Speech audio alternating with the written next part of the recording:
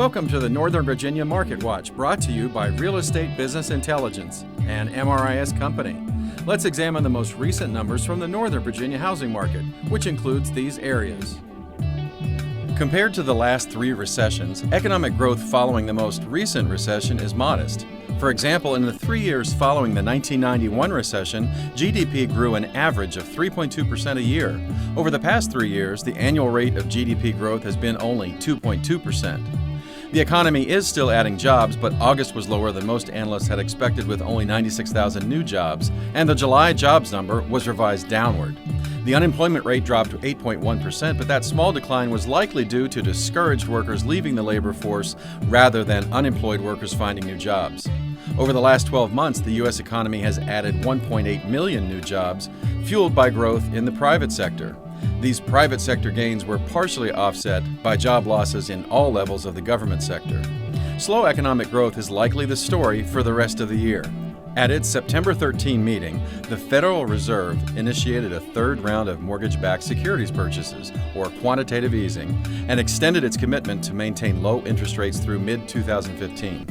While intended to spur private sector lending, job growth, and support housing's recovery, there is no consensus these actions will have a significant impact, and Congress will have little appetite for legislative activity prior to the November elections.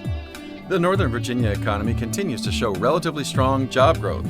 The unemployment rate in Northern Virginia is just 4.3%, down from 4.4% in July, and this remains one of the lowest regional unemployment rates in the nation. Over the past 12 months, the region has added about 25,000 workers. Buyer activity continues to grow in the region's housing market. There were 3,050 sales in August, up 9.7% from this time last year, and the highest August total in 3 years. New pending contracts have also increased relative to the past few years. There were 3,081 new contracts signed in August, which is 7% higher than last year. While buyers are absorbing the inventory of homes for sale, active listings are decreasing. The 6,310 active listings at the end of August are 25.7% below August 2011, and the lowest August level seen in 8 years. The declining trend for new listings also continues, with 3,456 new listings in August, down less than 1% from last year's level. The tightening supply of homes for sale is driving up the median sold price in Northern Virginia, which has seen year-over-year gains every month in 2012.